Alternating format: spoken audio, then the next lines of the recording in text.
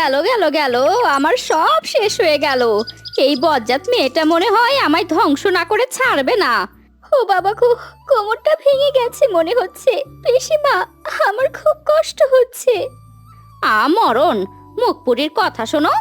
একে তো আমার কলসিটা ভেঙে ফেলেছিস, তার উপরে এখন আবার ন্যাকা ন্যাকা কথা। খুব কষ্ট হচ্ছে তো আমি কি করব? ঘরে তুলে সাজিয়ে রাখবো নাকি? হতভাগা কোথাকার।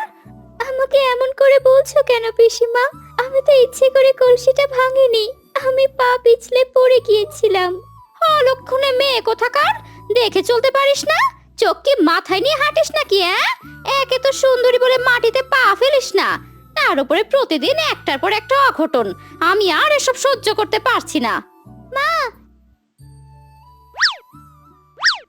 কি হয়েছে মা? হঠাৎ করে চিৎকার করে উঠলি যে? আমাকে বল, কি হয়েছে? মা, সারা ঘরে তেলাপোকা। তুমি তো জানো আমি তেলাপোকা কত ভয় পাই। তারপরেও কেন সারা ঘরে তেলাপোকা থাকবে বলো? সব দোষ ওই পাজি মেয়েটার। সারাদিন শুধু গান্ডে পিন্ডে গিলবে আর কাজের বেলায় লবডঙ্কা। আজ ওর একদিন কি আমার একদিন। আমি খুব ভয় পেয়েছি মা, মনে হচ্ছে অসুস্থ হয়ে পড়বো।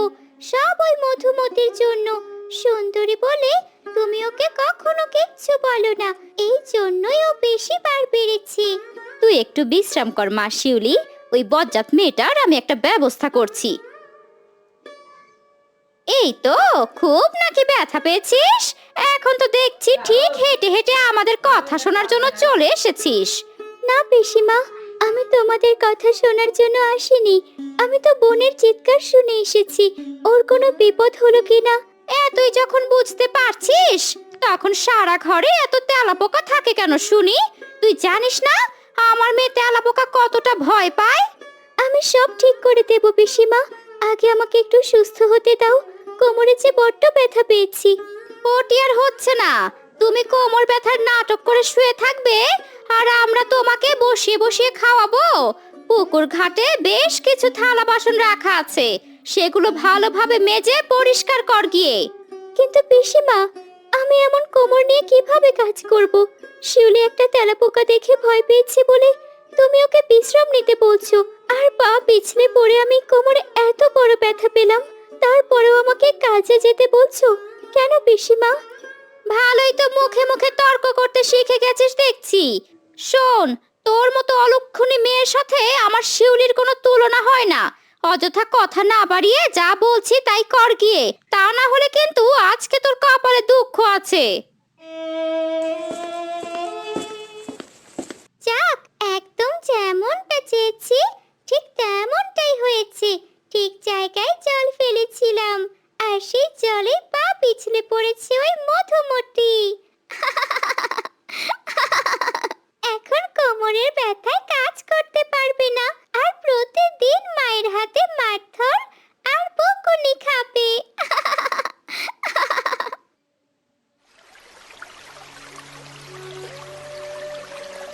ও বাবা গো, আর পারছি না, কোমরে অনেক ব্যথা হচ্ছে। এখনো কতগুলো থালা বাসন বাকি, কিন্তু আমার মাথাটা যেন বনবন করে ঘুরছে। চারপাশটা এমন ঝাপসা হয়ে আসছে কেন?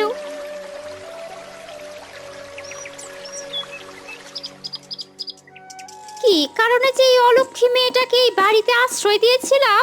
মেয়েটা এত সুন্দরী, আর আমার মেয়েটা কালো। এখন তো দেখে ভয় হচ্ছে যে আমার মেয়েটাকে এর জন্য বিয়ে দিতে পারি কিনা। যেই আসবে সেই তো এই মধুমতিকেই পছন্দ করবে। না, যে করেই হোক এর একটা ব্যবস্থা করতেই হবে। পিসি ঘাটে এসে দেখে মধুমতি ঘুমিয়ে আছে।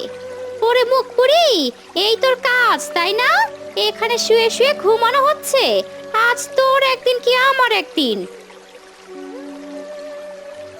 আমি অনেক অসুস্থ পিসিমা, শরীরটা অনেক দুর্বল লাগছে।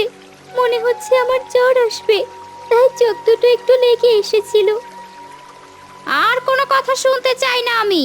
এই মুহূর্তে তুই আমার চোখের সামনে থেকে দূর হয়ে যাবি। তোকে যেন কোনোদিন এই বাড়ির সীমানায় না দেখি। যত সব। পিসিমা সব সময় আমার সাথে কেন এমন করে? আমি তো কখনো তাদের ক্ষতি করিনি।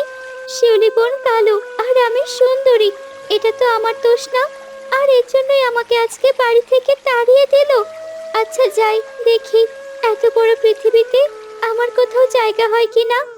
এটা বলে সে হাঁটতে থাকে এবং একসময় হাঁটতে হাঁটতে একটা জঙ্গলে চলে যায়। ঠিক এই সময়ে মধুমতি দেখে তার ঠিক সামনে মস্ত বড় একটা পদ্ম ফুটে আছে, আর তার নিচে পড়ে আছে বেশ কিছু পাপড়ি। বাহ, কি সুন্দর পদ্ম! এই বনে এত সুন্দর পদ্ম ফোটে, এ তো আমি আগে জানতাম না। পাপড়িগুলো তো বেশ ভালো লাগছে।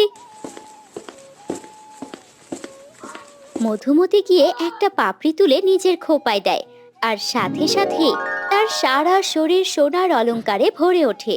আরে, এ কি হলো? এত সোনা দানা কোথা থেকে আসলো? তার মানে এই পদ্ম ফুলে কোনো রহস্য আছে। যাই, বাড়ি যাই। আমাকে এই সোনার অলংকার গায়ে দেখলে নিশ্চয়ই পিসিমা আর শিউলি অনেক খুশি হবে।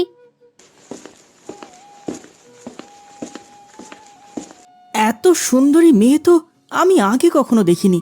আর এই মেয়েটা এত গভীর জঙ্গলে কি করছে? ওর বাড়ি কোথায়? আমাকে তা জানতেই হবে।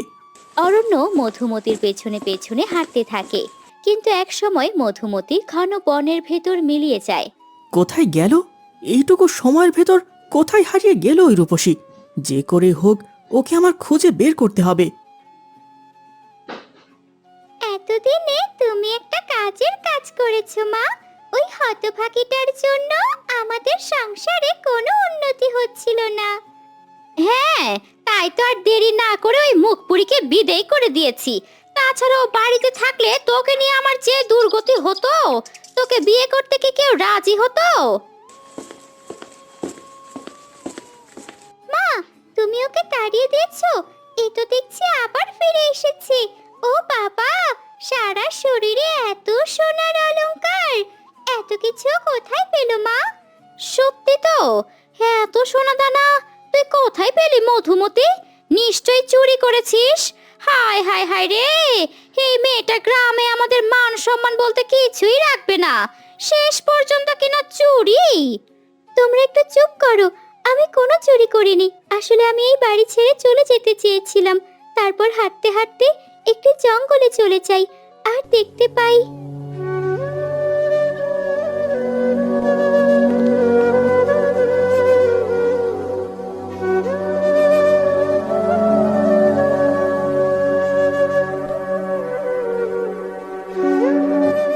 ও বাবা, পদ্মের পাপড়ি থেকে আমি মিথ্যা বলবো কেন পিসিমা?